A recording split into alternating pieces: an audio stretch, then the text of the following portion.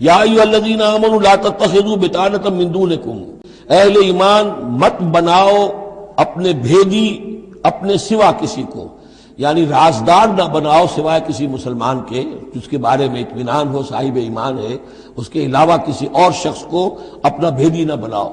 چونکہ یہ مدینے میں رہتے تھے بہت عرصے سے، ان کی دوستیاں تھیں یہودیوں کی، اور ادھر جو ہے یہ اوس اور خزرج کے لوگوں کی، وہ دوستیاں ہیں، پس منظر ہے، پرانے تعلقات ہیں، روابط ہیں،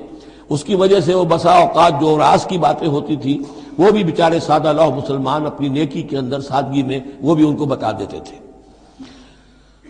لا تتخذوا بطانۃ من دونکم لا یعلونکم خبالا، وہ تمہارے لیے کسی خرابی میں کوئی کسر نہیں چھوڑتے۔ ودوا ما عنتم، انہیں پسند ہے وہ چیز جو تمہیں تکلیف میں ڈالے، مشقت میں ڈالے۔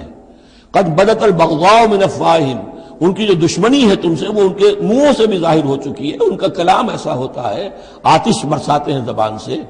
وما تخفی صدورہم اکبر، اور جو کچھ زبان سے ظاہر ہوتا ہے وہ تو پھر بھی کم ہے، ان کے دلوں کے اندر جو آگ بھڑک رہی ہے دشمنی کی اور حسد کی وہ اس سے کہیں بڑھ کر ہے۔ قد بینا لکم الآیات ان کنتم تعقلون، ہم نے تمہارے لیے اپنی آیات کو واضح کر دیا ہے اگر تم عقل سے کام لو، یعنی باز آ جاؤ، اپنے اس طرز عمل کو دیکھو۔